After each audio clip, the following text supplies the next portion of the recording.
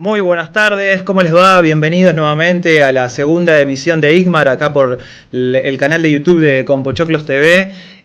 Mi nombre es Javier Carrizo y hoy tengo el agrado de estar acompañado por Roberto Camarra, el compañero de la maestría en Cine América del Sur. ¿Cómo estás, Roberto? Muy bien, ¿vos? Bien, todo muy bien, por suerte. Muchas gracias de veras por acompañarme hoy en este tema tan particular.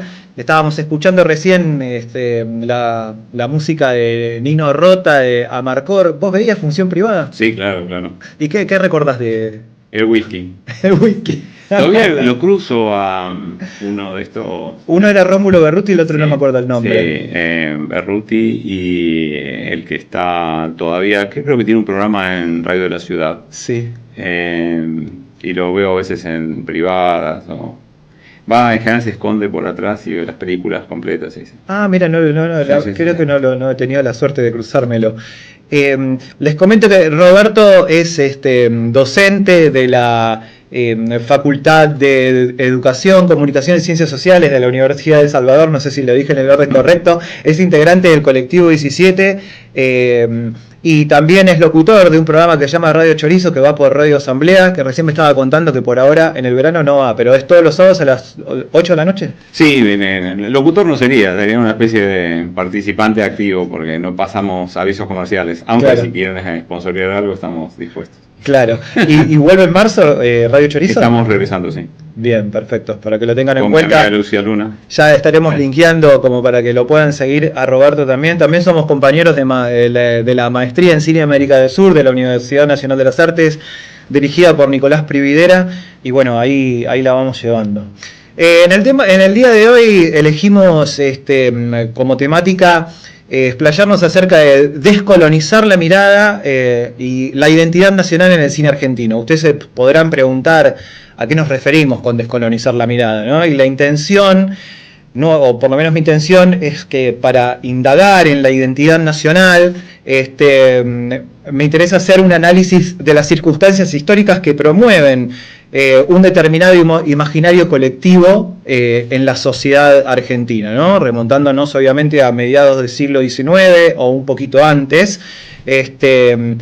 de modo que entendemos que la historia argentina institucional, o si se quiere la historia argentina escolar, favorece a aquellos que constituyen la clase dominante de mediados del siglo mencionado. Por ahí tenemos algunas imágenes para compartir, una que hay un montón de próceres, entre comillas. Se encuentran Juan Bautista Alberdi, es una que dice generación del 37, la idea es remontarnos hasta ahí, ¿no es cierto? La generación del 37, para aquellos que no lo saben, es el primer movimiento intelectual del país, conformado por un grupo de jóvenes que en 1837 se reúnen en el Salón Literario de Marcos Sastre con el fin de interpretar la realidad argentina y construir una supuesta identidad nacional, ¿no? Entre ellos se encontraban Juan Bautista Alberdi, Esteban Echeverría, Fidel López, José Mármol, Juan María Gutiérrez y, bueno, Domingo Faustino Sarmiento. Acá tengo un recorte de un libro que se llama Una guerra infame, ¿sí? de Andrés Bonatti y Javier Valdés, que me gustaría compartirles como para hacer una introducción, ¿no? Es que si lo querés compartir, Fer, es el único texto que tenés ahí, dice una historia científica de ese mismo. Y él mismo dice lo siguiente: las ideas de una Argentina moderna, basada en la colonización de la tierra, la inmigración europea y la expulsión del nativo, se gestaron muchos años antes, cuando la prolongada estadía de Juan Manuel de Rosas en el poder estimuló el surgimiento de una generación de hombres de letras que comenzó a diseñar el paradigma de nación que se impondría en las décadas venideras. Jóvenes como Esteban Echeverría, Fidel López, José Mármol y especialmente Juan Bautista Alberdi y Domingo Faustino Sarmiento, conocidos en la historia como la generación del 37, basaron en la Constitución étnica y la territorialidad los problemas principales del Río de la Plata, y sobre ellos construyeron sus proyectos acerca del Estado moderno. A través de sus obras inspiradas en el romanticismo inglés y francés, propusieron un prototipo de país anclado en el progreso, la civilización y la exaltación de lo europeo y estadounidense, en contraposición al sistema colonial, retrógrado y bárbaro que para ellos representaba tanto el gobierno de Rosas como las comunidades originarias diseminadas por todo el territorio. O sea, dicho esto, cabe destacar, me parece que en lo que se diferenciaban estos, lo que podemos decir, unitarios, ¿no? Que estos jóvenes de letras que se reunían en el Salón Literario de Marcos Sastre, tenían la intención de sacarlo a Rosas del poder, porque ellos querían escribir una constitución argentina. Recordemos que la independencia sucede en 1810, y justamente la constitución se escribe 42 años después, ¿no? En 1853. Y justamente era Rosas, o por lo menos la Confederación Argentina, quienes se oponían a la escritura de esta constitución, porque sabían que la constitución lo que hacía era favorecer a la hegemonía porteña, que posteriormente lo consiguió Bartolomé Mitre, luego de que Urquiza vence a Rosas, y luego que en el 61 Mitre ya consigue terminar en 1861 con la Confederación Argentina. Ahora, dicho esto, me gustaría preguntarte, Roberto, ¿es Bartolomé Mitre el villano más importante de la historia de este país? No creo, hay otros más importantes, pero Mitre está asociado con... también tenemos que tomar distancia, a mí me parece, ¿no? Dentro de lo poco que sé de historia argentina y de literatura, pensar que Mitre tradujo la Divina Comedia, para empezar, y que era una persona de letras, que además de ser presidente, tiene como una idea distorsionada de la actualidad, ¿no? Cuando ponemos motes históricos, políticos, pareciera que no tiene nada que ver con la gente de esa época, aunque hay ciertas ideas que permanecen, ¿no? Mitre va a quedar asociado muy fuertemente con esta corriente, pero luego va a haber otros que han ganado el mote bastante de manera más radical, ¿no? Claro, el caso de Roca, que es, por una parte, el organizador. Estamos hablando de la conformación de los estados nacionales, ¿no? Cuando hay cierta organización política y territorial que se impone, digámoslo, sobre un territorio que ya existía, con poblaciones que ya existían y que fueron exterminadas, corridas o esclavizadas, o cooptadas, o todo el término que uno quiera, ¿no? Sí, claramente, como lo que reconocen tanto Sarmiento como Alberdi al referirse al desierto, entre comillas, porque no había ningún desierto, o sea, solamente, o sea, eran territorios que quizás no eran conocidos para ellos, pero de desierto... O que querían ser desconocidos, ¿no? Querían ser desconocidos. Es interesante, ya que mencionas a Sarmiento, tomándolo como la otra cara de este espejo de dos caras, Sarmiento Mitre, y la relación conflictiva que tuvieron entre ellos, esta idea del gaucho, ¿no? Porque esta figura que empieza a emerger es muy complicada y es difícil de asir. Sarmiento la desprecia profundamente, porque él lo que intenta es que seamos Europa, en el mejor de los casos. Totalmente. Y hay un texto acá, yo te traje un libro, no sé si me puede interesar, que se llama Explicar la Argentina. Es una edición de Jorge Laforgue, y es justo los autores que vos mencionabas. Acá están Moreno, Monteagudo, Echeverría, Sarmiento, Alberdi, José Hernández, Bartolomé Mitre. Y hay un texto muy interesante de Ezequiel Martínez Estrada. Él escribió un libro, era una persona que trabajaba en el correo, ¿no? Se jubiló en el correo argentino y sin embargo hace obras monumentales. Una se llama Radiografía de la Pampa. Después, si querés, leemos un fragmento porque está directamente relacionado con lo que vos decías. ¿Querés que lo hagamos ahora? Porque después vamos a analizar un poco algunas películas, porque bueno, estamos haciendo esta introducción porque la idea es justamente anclarnos en esta idea de historia científica o de historia institucional, para poder después determinar por qué algunos directores o directoras argentinas decidieron connotar la identidad nacional en sus propias obras de la manera en que lo hacen. Te escucho. Dice Radiografía de la Pampa de Ezequiel Martínez Estrada. La primera siembra. ¿Creía efectivamente el obispo Lué, como Castelli le increpó en el Cabildo Abierto en vísperas del movimiento revolucionario, que los conquistadores y pobladores españoles habían procreado carneros y no hombres en América? El obispo Lué era un reaccionario de hábitos y no podía ver la verdad como Castelli, casualmente uno de los pocos que por entonces podía distinguir los carneros de los hombres. América no había sido poblada de carneros, pero los hijos del conquistador y del poblador crecían y se multiplicaban por los campos, en las pequeñas ciudades, en las fortalezas y en las tolderías, sin transformar en sustancia humana su alimento. Una inconcebible opacidad de futuro y de responsabilidad hostigaba al blanco a engerendar en las Indias como si se tomara una recóndita represalia contra América. Perpetuaba con saña la humillación del indígena cuya desnudez inflamaban instintos caprinos a la vez que desprecios de la mísera. Pero en esa siembra desdichada nacían enemigos, como de los dientes del dragón los espartanos. Afrentaba a la naturaleza y al autóctono juntamente, y ambos, más tarde lo que él hacía y engendraba, le pediría cuentas de su delito. El conquistador no amaba esta tierra y no veía su porvenir más que a través de la lujuria y la avaricia.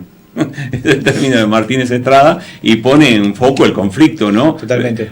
Villanos y héroes, ¿cómo conformamos esta historia de la Argentina? No, igual yo, a ver, como para contextualizarlo un poco, Bartolomé Mitre no formó parte de la generación del 37, pero sí fue el que se encargó de, o sea, extender esas ideas, ¿no es cierto? Los que formaban parte de la generación del 37 fueron los que mencionamos. Bartolomé Mitre es el villano, entre comillas, que aparece un poco después, y ya después, para cerrarlo, bueno, Roca con el avance y todas las ideas que Sarmiento había traído de Argelia, al ver que lo que hacían los militares franceses con los argelinos, y también se juntaba con sus sucedáneos chilenos, ¿no? Con Manuel Montt,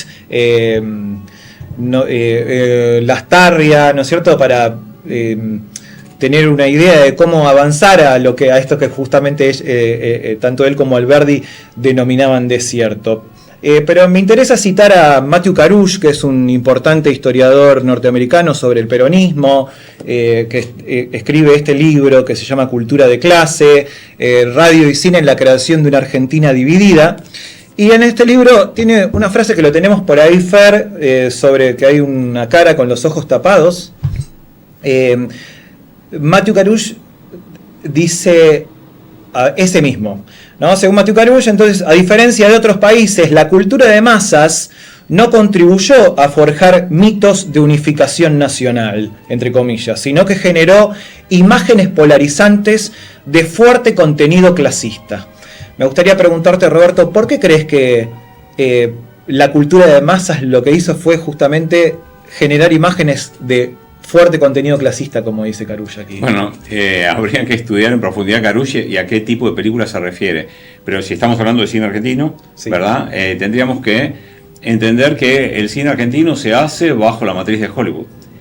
Y los que inician el cine argentino, los que lo inician son belgas, franceses, sí, italianos, que tienen alguna necesidad de raigambre, y las primeras películas que hacen refieren directamente a la generación que usted está citando, a sus obras, tienen desde Amalia a los hechos históricos de la Revolución de Mayo, etcétera, y a la bandera argentina. A las mudas, claro. Sí, estamos hablando del periodo silente, ¿no? Sí. Son estos primeros Lepage, sí. Bueno, etcétera, que venden, comercializan estos objetos y que además empiezan a producir películas sin mucha conciencia de lo que hacen. Y lo primero que hacen es tratar de dar como una especie de testimonio de esa argentinidad que todavía está en crisis, en conflicto, en fricción, ¿no? Claro. Son pequeños comerciantes que dicen, estamos acá.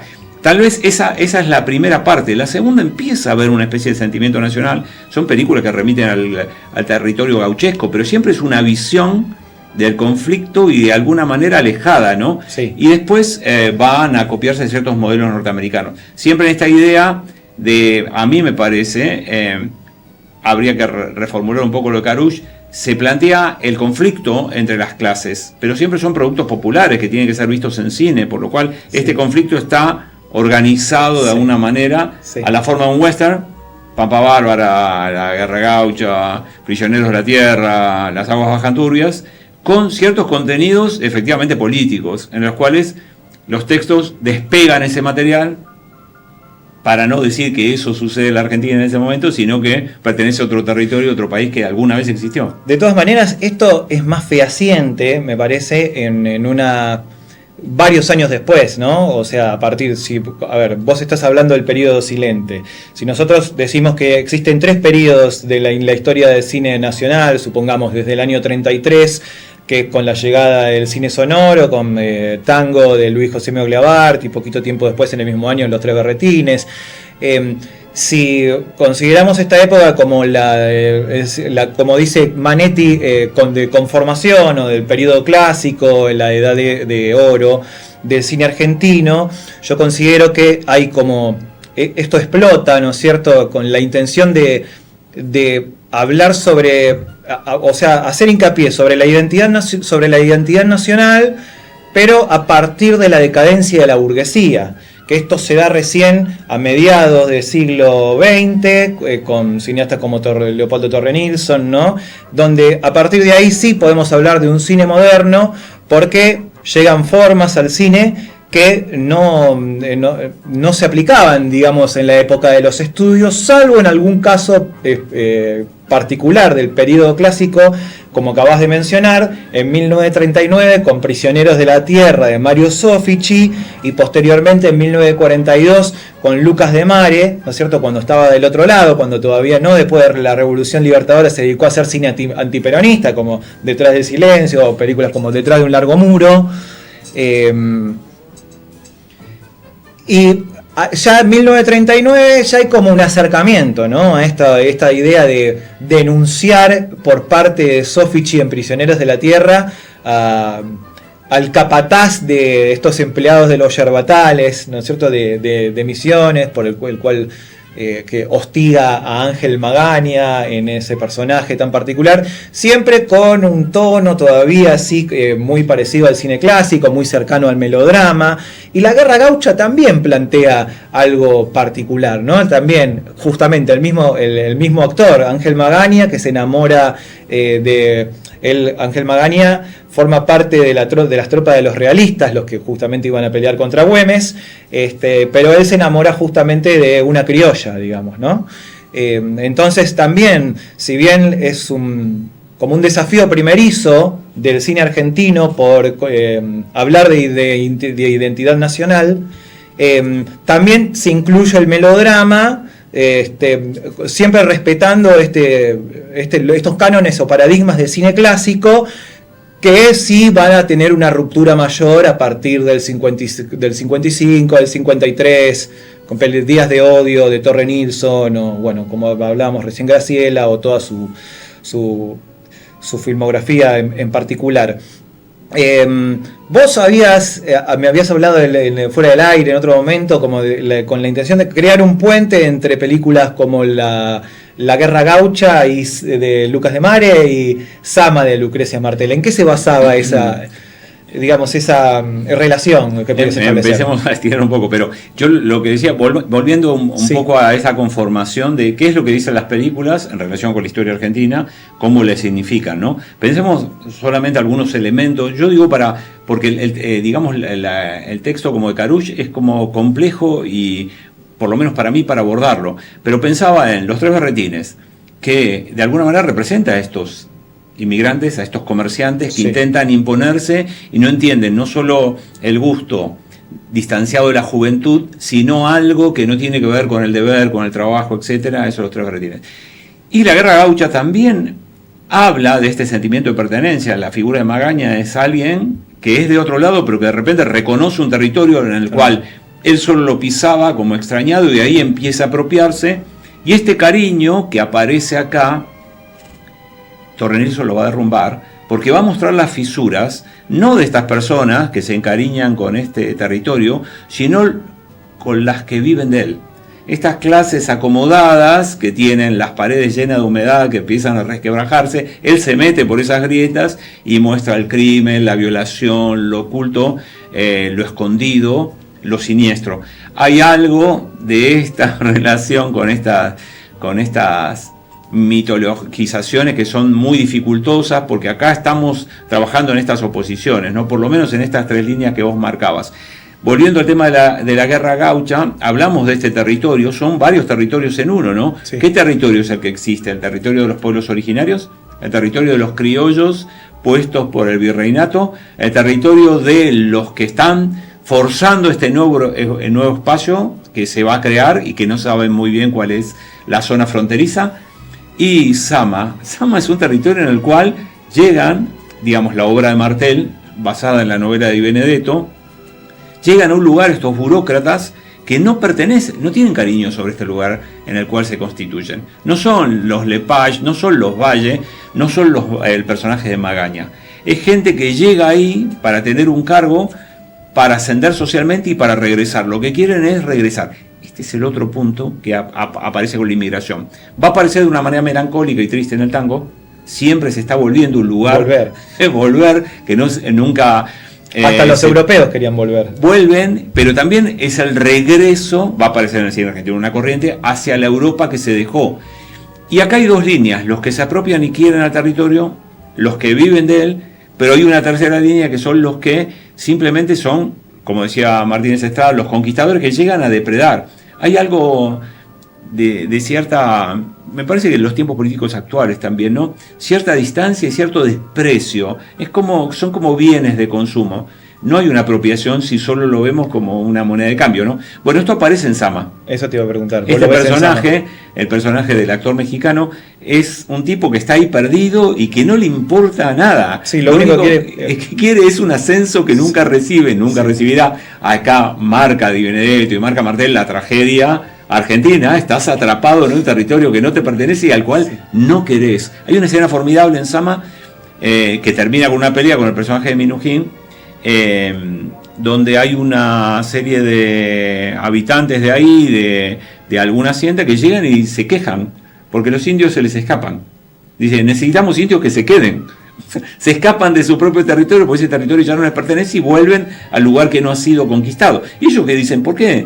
O sea, los esclavizamos, los obligamos para que trabajen nosotros y no se quedan. Consígame a alguien que se quede, dice, claro, sin pagarle y esclavizándolo. No, la escena es tremenda, ¿no? Sí. Porque es una discusión sobre personas, pero sobre el territorio también. Sí. ¿Cuáles son los límites y dónde? A mí me gusta mucho la escena en la que están como durmiendo la noche y pasa como una tribu de indios ciegos, algo por el estilo, ¿no? Y ahí entra a jugar esta idea de los mitos del canibalismo, ¿no? Que existen en la Europa, o sea, acerca de lo que podían llegar a ser los pueblos originarios, ¿no es cierto? Y al final todos siguen de largo y el tipo como que se queda esperando, no sé, que le suceda lo peor, ¿no? No hay nada más violento que, volviendo al cine, que Aguirre, ¿no? La ira de Dios, o sea, sí, llegan y matan, toman y escapan, en el mejor de los casos, y a veces como Sama, don Diego Sama, no se pueden escapar, quedan atrapados acá y eso produce un efecto siniestro, ¿no? En el espacio malvado, porque no terminan de querer ese lugar. Yo a veces cuando escucho, vieron que los términos se van replicando y estas corrientes artísticas, políticas, técnicas aparecen en una época, se reconfiguran y se vuelven a reconfigurar, ¿no? Pareciera que no tienen cariño en el territorio ni hacia las personas, ¿no? Totalmente. Citando en realidad lo que estábamos hablando en la introducción, el que se preocupa mucho en su cinematografía, justamente por escrachar de alguna manera a los próceres, entre comillas, de este país, es Fernando Pino Solanas, ¿no? Sobre todo, no, bueno, más allá del cine ensayo y de la obra monumental que se resignifica con La Hora de los Hornos, realizada por él y por Octavio Getino. Es muy particular lo que se puede ver en El Viaje, no sé si la viste, de 1992. Sí, claro, sí. Justamente que hace alusión a esto, ¿no? Los cuadros de Rivadavia, de Sarmiento, que se caen, la escuela que se destruye en Ushuaia, que la institución escolar a la que le cae nieve. Ahí justamente tenemos la imagen que nos pasa Fer, gracias, de El Viaje. Voy a leer un fragmento que tengo aquí acerca de... dice que en El Viaje de Fernando Solanas de 1992, durante la primera parte a través del guión y de su posterior puesta en escena, Solanas parodia a los próceres de la historia argentina y diseña el interior de la derruida institución escuela con una superpoblación de cuadros de los mismos que yacen arrojados al igual que la irresponsable prédica de aquellos que formaron ese aparato ideológico de Estado, escuela, en palabras de Althusser, en ideología y aparatos ideológicos de Estado. La desidia y la decadencia se apropian de las locaciones iniciales por medio de una propuesta de arte que simboliza la exaltación del fétido razonamiento que le negó a los habitantes de este país y del continente la verdad acerca de sus propios pueblos. No sé si la recordás más o menos la película, algo que quisieras. El Viaje, el agua. Sí, El Viaje que hace este chico que protagonizó Walter Bulacio, ¿te acordás? En Sin Condena, Walter Quiroz se llama, sí. Él es el protagonista. Y él vive en Ushuaia y El Viaje es el que lo traslada a un personaje que aparece en Américo Inconcluso. O sea, siempre los nombres en las películas de Solanas, ¿no? Nada de casualidad. Américo Inconcluso, justamente, que viene al caso con lo que estamos... no sé si recordás algo en particular de la película. Yo recuerdo las inundaciones, sí. Recuerdo el agua que crece y el agua que lo toma. Eso también es una reconfiguración del territorio, ¿no? Sí. El agua, las crecidas... En este momento, bueno, estamos con el tema del dragado y la hidrovía y los negocios que hay detrás de ello, pero volviendo al Paraná, estamos con los inundados y con Birri y con esa gente que escapa de la inundación para volver al mismo punto de no retorno. En el viaje Solanas es un viaje en el cual este territorio se está reconfigurando permanentemente, pero no hay una frontera, no el agua, la naturaleza pareciera tomarse venganza sobre este tipo de tropelías. Y otra cosa que vos mencionabas de las escuelas, qué increíble cómo uno va cambiando la idea, porque siempre la discusión sobre la escuela, sobre la institución escolar se da de una forma, pero la actualidad es otra. Porque ese tipo de cosas que uno iba a atacar pareciera que son lo único que sostiene todavía lo último, no porque esos discursos estén bien, sino porque todavía podría discutirse. Si vemos las últimas directivas del gobierno de la ciudad acerca de qué puede expresar un docente en la escuela, podríamos asombrarnos, ¿no? Porque no puedo opinar de nada, ni de religión, ni de política, ni de ni de sexo, ni de absolutamente, son recomendaciones estrictas, ¿no? Se puede hablar. Directamente uno no podría hablar de cine, ni de literatura, ni de ninguna cosa, esto en la escuela. Efectivamente. Así que, bueno, estos son como unos parámetros que espero que no se impongan.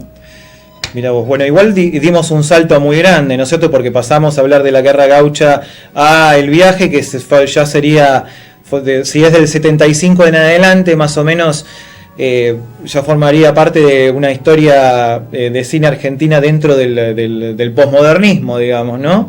Pero me interesa volver a la Torre Nilsson, porque como que se da justamente como una bisagra muy importante, no solo porque Torre Nilsson, ahí como podemos ver en Graciela, lo que hace es remitir a diferentes formas, si se quiere, cinematográficos que lo llevan a que Graciela esté, por ejemplo, realizada desde el estilo indirecto libre, como se puede ver en una de las secuencias iniciales de la película.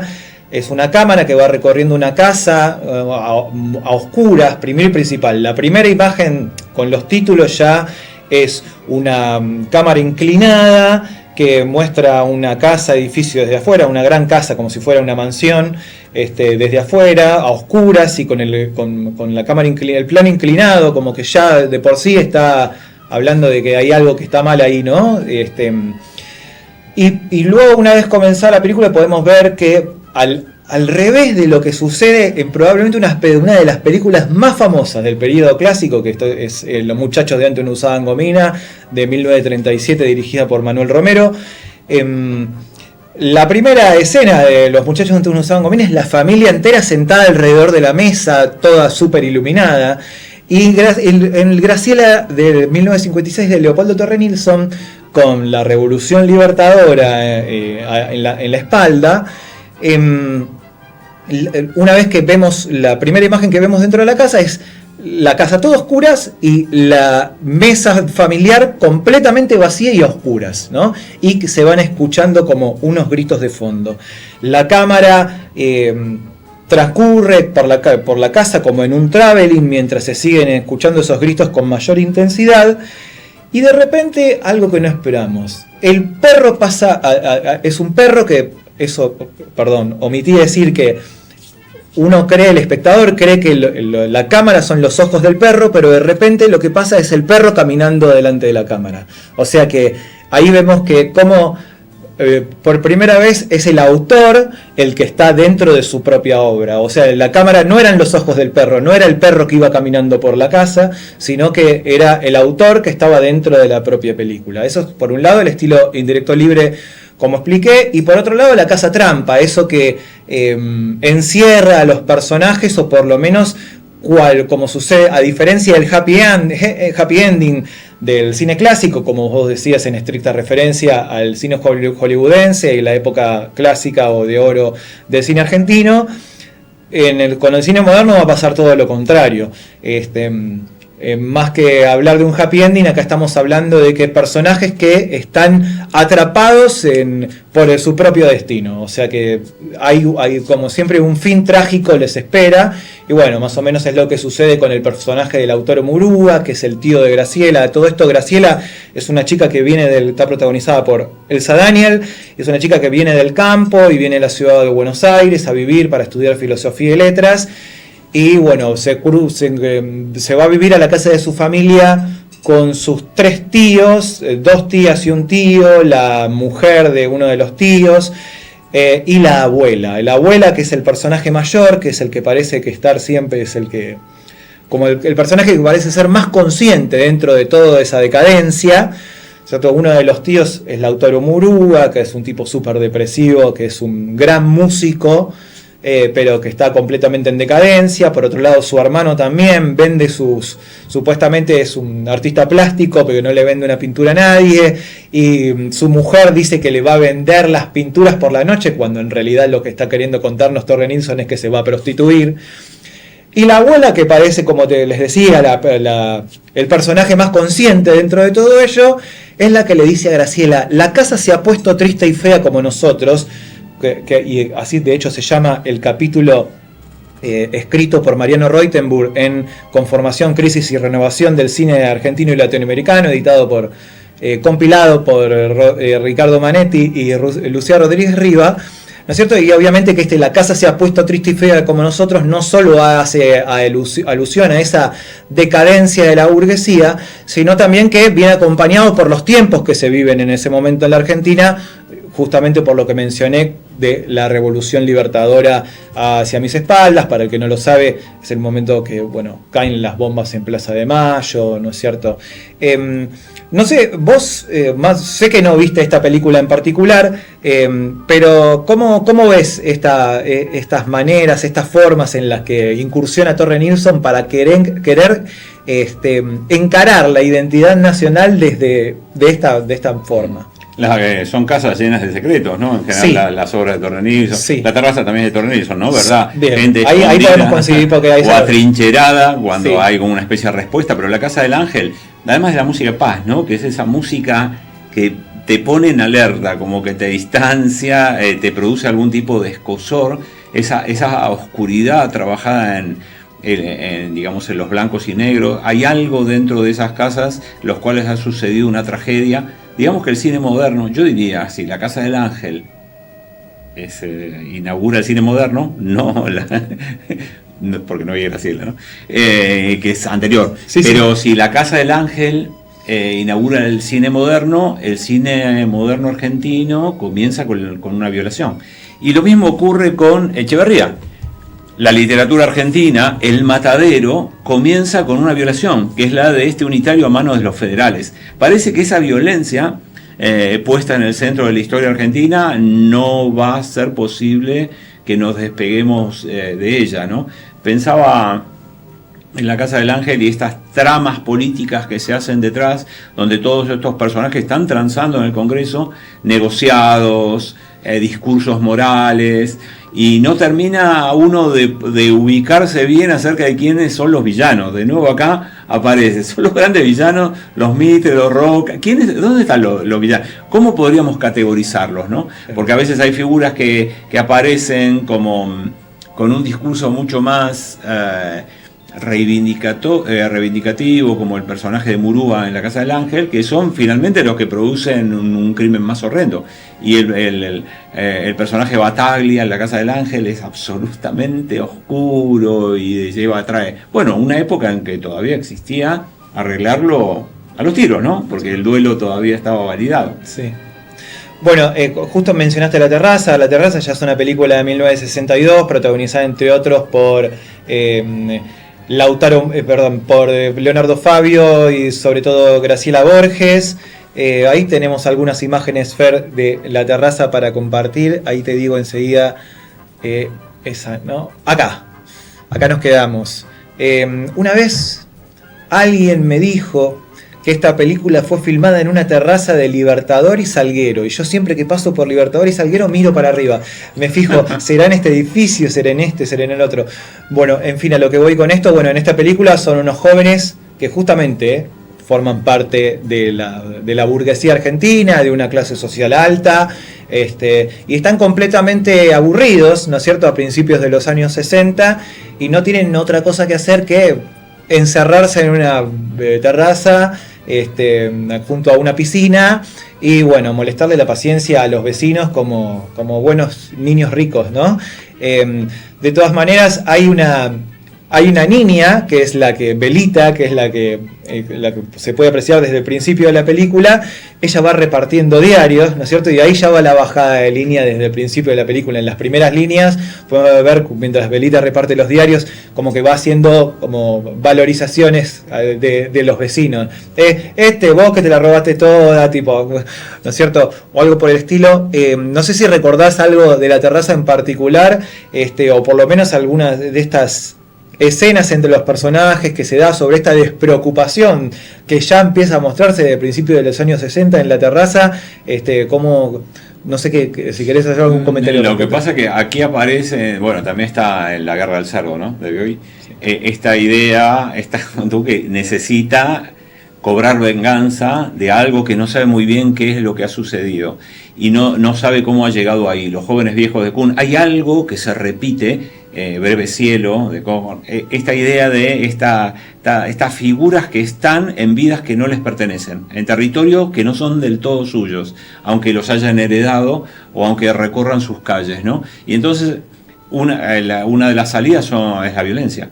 Pensaba, ya habías mencionado esta película en otro momento, que es Dar la cara, de Martínez Suárez, sí, donde el inicio de Dar la cara es genial, plantea los tres. Sí. Las tres clases sociales, ¿o no? ¿O algo efectivamente, bueno, sí, claro, está la clase acomodada en un gran unificador, uno de los grandes rectores que, como la escuela argentina, funcionaba para disciplinar, que es la institución militar. Sí. Porque de hecho estos seres se conocen porque están haciendo la colimba. Sí, si no, no se conocerían de otra forma. Efectivamente, era el lugar donde, no sé si vos hiciste la colimba, yo la hice por suerte, en la montaña del sur, y en estos lugares caía gente de diferentes extracciones, ¿no? Pero hay un poder disciplinador en eso, un poder de orden, en donde se llega y se organiza, ¿no? Es muy buena la escena al principio, donde están los que se van de baja, que no saben qué van a hacer con su vida, algunos ya viven de las películas de los padres, otros reparten diarios, como el personaje de Fabio, otros intentan convertirse en actores políticos,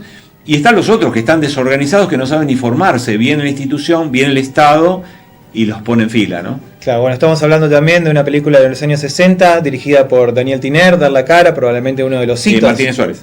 Uy, me confundí, perdón, es verdad, es José Martínez Suárez. Me quedé con Mirta Legrand porque es el hermano. Y claro, desde la primera secuencia, ¿no es cierto?, cuando está Leonardo Fabio repartiendo diarios, que hacen alusión a que en la calle hay pozos, ¿no es cierto? Esa foto, Fer. En la foto hay pozos.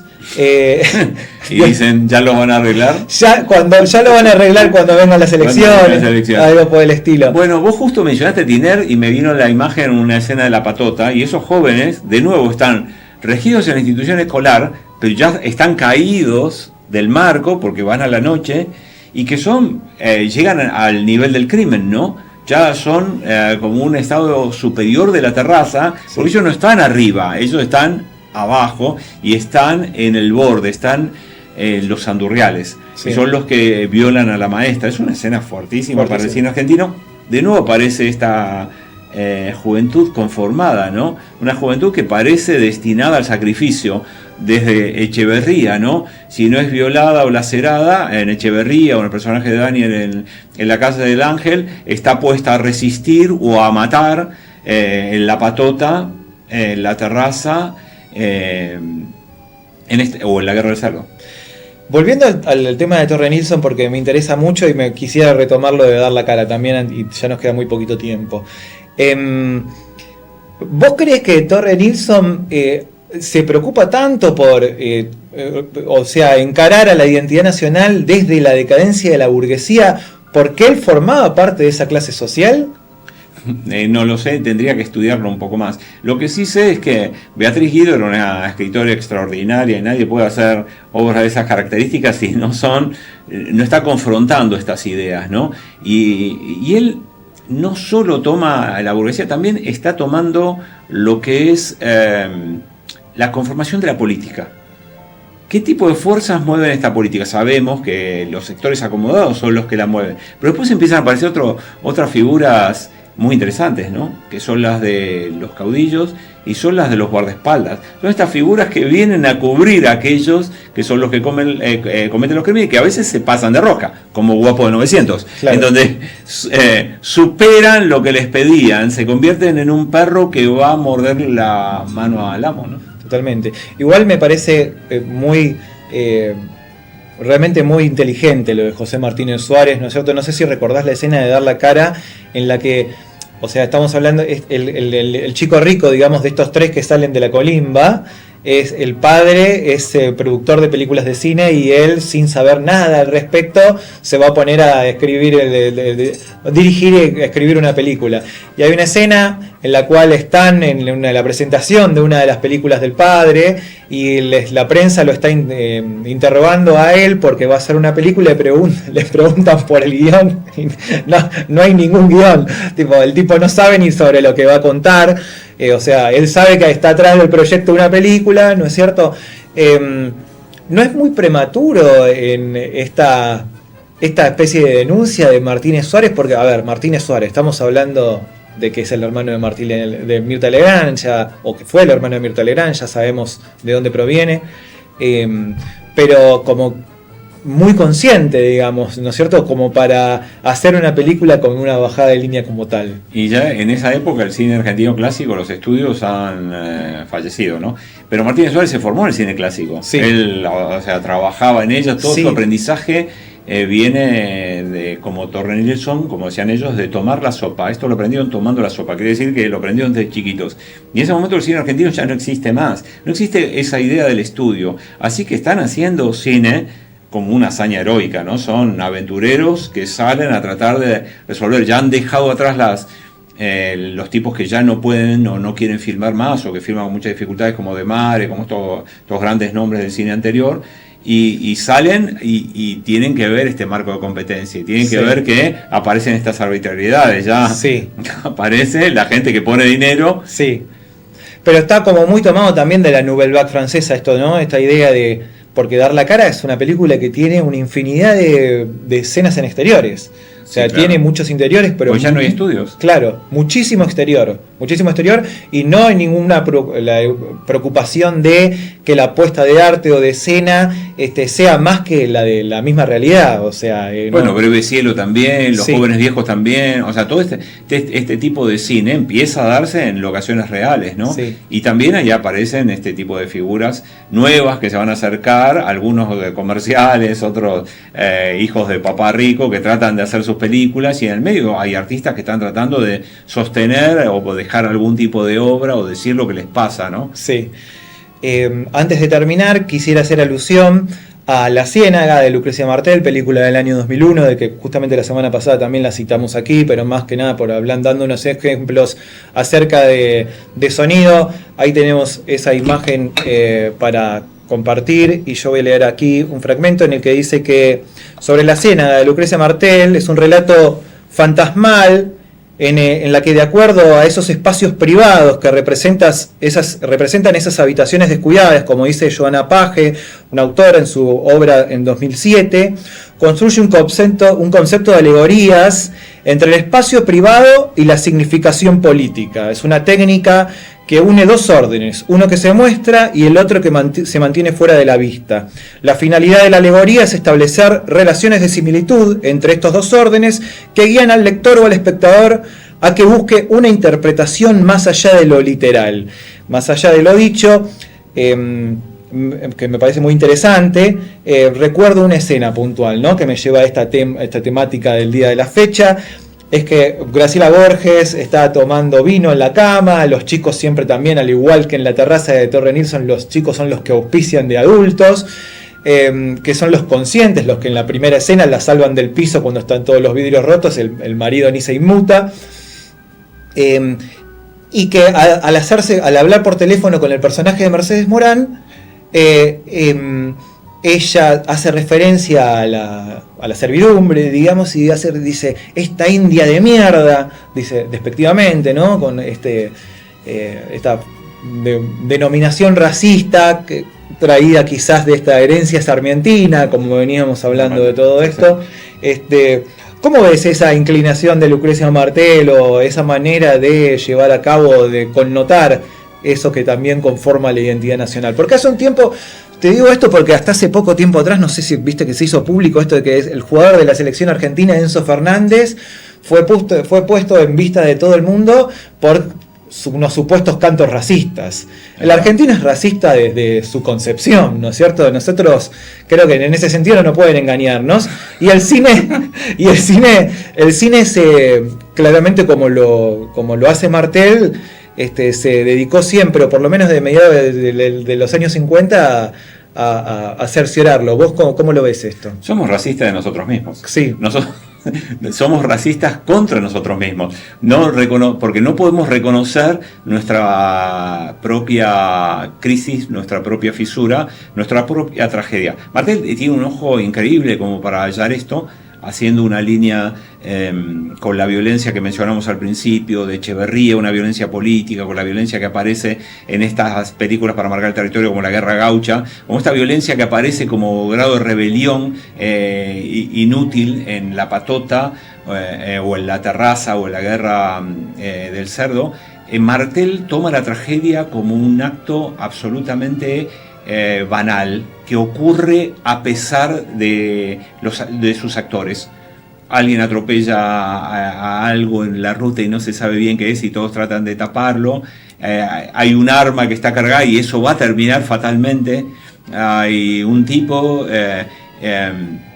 que apoya a una chica en una congregación de un recital de Theremin, y finalmente hay un rumor que lo va a dejar expuesto. La tragedia esa está ahí, sí, y aparece por vías como si toda esa violencia fuera a emerger en algún momento, ¿no? Bien, bueno, nos quedamos sin tiempo, Roberto. Te agradezco sinceramente, muchas gracias por haberme acompañado hoy acá. Les quiero mandar un saludo muy grande a Mariela Alonso, que fue la tutora de mi proyecto de graduación, que no sé si nos está viendo o probablemente nos vea. Ella es una importante culpable de que nosotros estemos hablando de esto hoy acá. Le quiero mandar un saludo a mi vieja, que también se está recuperando un problema de salud. Y bueno, y nos vemos el jueves que viene a las 4 de la tarde, acá en ese caso en la tercera emisión de ICMAR, acá por la pantalla de Con Pochoclos TV. Muchas gracias. Chao.